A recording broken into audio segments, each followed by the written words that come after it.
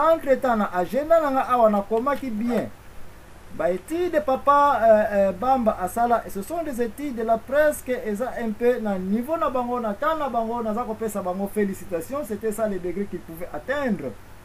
Mais est-ce que comment est-ce que parce qu'on est le fils adoptif de Kimbangu on doit manipuler pour arriver à être na top ya pays? Bien bisanga un peu parce que ngana na un peu comment batata bazaki na ba secret ya kokobati na niveau à élevé ba yebi politique peut-être ba yebi administration te, mais bango yo ba komi na niveau na. Parle-moi un peu de Bamba na figure politique. C'est-à-dire makambi ya tata makambi Kimbangu to sisi donc il y a après ou bien comment encore? Bon, tu vas faire une injection. Injection signifie bon, ça va. On y a un lobby, ma combien d'indépendance. Oui. On va dire ma combien d'indépendance. Hein? Comme une politico. Hein? Tu fais un agenda politique, c'est quoi? Bon, parti politique, ils allaient le collaborer. C'est-à-dire que Bamba, avec les anciens élèves de la mission protestante, Bandaki, Kokende, Kou, rencontrer ministre ambassadeur américain Bulls azalaki kuna na pelepele na gare ya kala na cité européenne na Otrako nde ye mutaza kolakisa bango kopesa bango miteya comment le pays peut accéder à l'indépendance au genre de Gandhi. Alors bazali okenda kuna na butu pe kuna ambassadeur azalaki na boy na ye komone ngonda muntu ya nani ya Boko Pierre Disu, c'est le parti famille Pierre Disu. Donc Bakongo et alors hein Bakongo oui Bakongo. Alors sikawa boye makambo wana ezongi bakabango ntango babandaki wana bazaki komaka mikanda na dossier moko ezali bakomaki mikanda ezalaki awa na Nations Unies mpona koaccuser le gouvernement belge ndenge azalaki kotraite bato mwindo. Eh bien par après ntango wana tozalaki na association culturelle a Bako, makambo wana mpe komi na Bako tata Nzeza Nkanza azalaki kuna na bamususu mingi bakujena et ainsi de suite. Komi na Bakongo abandi alobi sika watoko marché mpona kudemande l'indépendance. Yango wana babandaki makambo indépendance. Makambo indépendance wana ntango esalamaki ebandaki a Congo mobimba bayebaki eloko moko te ata bakamarade na biso bangala balingaki yango te. Les Belges étaient contre. Bana ya bayekolaki kalasi na mupe bazaki contre. Balingaki yango te. Bakame indépendance bazako yoka yango te. Bayebi te soko eloko nini. Eh bien sika wa boye tango Bamba bakangaki ye tango alungo na boloko ya nani ya tata Simon Kimbangu avwani na Elizabethville mpona kosala na bureau ya avocat. Ben makambo ya indépendance ya Bako ebandi esika wa boye ngai nde mutu nazali kotinda pamphlet ya Bako ya indépendance kuna na Elizabethville. Ntango ekomi na Elizabethville pamphlet ya kokenda kotinda yango na poste na nkombo ya nani ya Munsosa Linyasa azali kosala na poste puisque Munsosa azalaki na Kisasa liboso transféré que y na Elizabethville.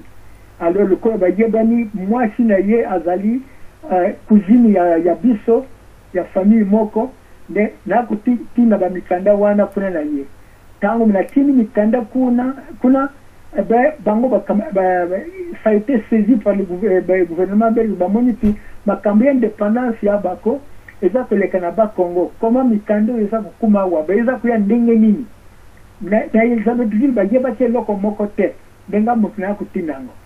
Alors balobi mikanda wana eyaka na compte ya nani ya Munsosa. Alors bakamati Munsosa telegram nga natindaki na Bamba bazwaki yango natindaki na lobi odri mfumu ya lobi oui na dri mfumu. Bon ntango bakamati telegramme wana babandi koluka balobi likambo nini oyo boye oyo Malonga batuni nani mukatindaka bamikanda oyo boye mutu moko alobi to leki na ye aza na kisasa aza na kisasa ye mutu atindaka yango alors bakamati Bamba bakamati Munsosa bakamati telegramme wana sikawa boye makambo ezongi na kisasa balobi ti Bamba bakangi ye mpona makambo ya indépendance ya Congo. Sikawa boye batindi message kuna na kisasa na parquet atindi un agent de sûreté aye na crédit foncier siranga na za kosala batuni mawabi azali awa asala grand frère azali wapi na azali Elizabethville azana boloko ya sala ka wabi la crédit foncier bakena kuna ya comptabilité batuni balobi oyo mwana otelingi tomona ye expliquer na ye balobi tala makambo indépendance oyo ya Congo ekumi na Elizabethville sikawa boye bakangi bamikanda ye atindaki kuna baye kukamata ngai bazaki kosala na bilo moko na camarade moko komene kwenda le matin avant baya kukanga ngai nga na du telegram wana yaki na Elizabethville sikawa boye sûreté aye apini watu mawadi ngana zalewa yo zana ndekuna zana Elizabethville ngazi wi azali wapa nganda sana boloko ala kusana kuna Elizabethville azaki na boloko awi bo nani mukatida ka eso ko yo kana ye bolo bana gawi azali en correspondance na ye bon makambo eloko ye koma mina telexi mfumbu eloko nini wana ngabi mfumbu ezali feuille de Bruce tolia kango na tinda kana grand frère ndenda tangu wana bali bon sikawa ito foto kena nanda kuna na yo la seule inspection na bureau ngali boso il foto kena nanda kuna yo to kena ndaku basali inspection na mwenye loko moko te bakamati valise ya malafere zaki na bilamba ya ndekona ya mwasi kitokena parquet na Avenue Prince basambi singai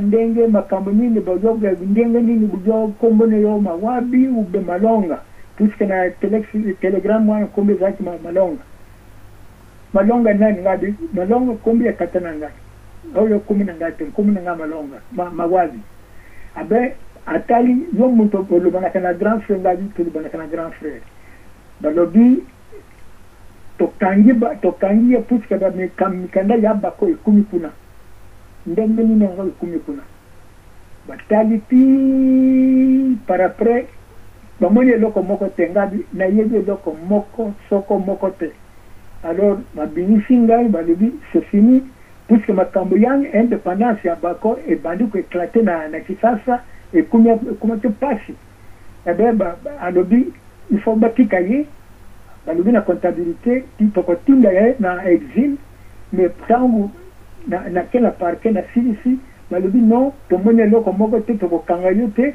okozonga na sika yo sala kanga bino balobaki kuna nga na kozonga lisusu kuna te na kena kosala te non okozonga na mosala na yo baze kozongisa nga na voiture ya gouvernement bake kozongisa nga na comptable balobi tokena ndako na ye tosambisi ye tomoni loko moko te il faut azonga na mosala bake kozongisa nga na ndako mentangu wana Bamba bakangaki ye mpona makambo ya independent makambo ya nani ya ba pamphlet oyo wana ezalaki na zakotina na Elizabethville. Bien, po pe banana muke ntango naza kopose question oyo totya boye pièce moko ya importante nazo kokotisa na musée na awa ya histoire ya makolo ya Papa Simon Mbangu ezali olobi mouvement oya indépendance c'est comme si nazoka komo bakongo jusque là nam na yoki kutu mouvement ya côté mususu te na kata bakongo to filtrer na kati olobi ete dans bas Congo il y avait des écoles oyo formant ba intellectuels ya liboso congolais. Il y avait des écoles catholiques entre autres colonies à Boma place Papa Charles Kisolokele Papa Dangena Batangeli Bakasam Batangeli Bakokolo Batangeli Bamasiala Batangeli. Bref, il n'y avait que des bayombe là je peux dire puisque ce sont des gens où bata liboso bamelaka mai ya kitoko na source, ça on n'en disconvient pas. Boma bango ta liboso bamonaka mwinda, bango bata liboso bayambaka mundele, ils ont eu de bonnes écoles, de bonnes formations.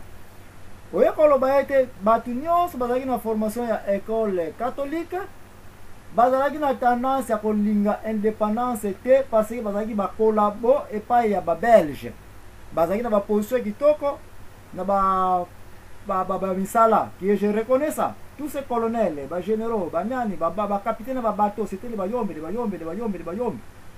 Et au côté de la section, les écoles protestantes, par contre, bangonde bazalaki mingi na pembeni ya basali ya nzambe. Ata yo lobi yango te, mais eye banike ba école protestante, bangonde bazalaki pe na sima ya ba papa Simon Kimbangu pona ko promoter bango na makambo oyo etali kaka ya ba indépendance ko fongola bango misu, parce que comment indépendance na pembeni na catholique soko bimisa ngo osimbi zolo ya mundele ya wana bakongo balobaki te mundele asaka na ndombe benda nzunu. Alors ba protestant bangonde baza kosenga indépendance, mais ba catholique baboyaki indépendance. Okoyi ko confirmer maloba nanga oyo d'abord pona kota na question nanga.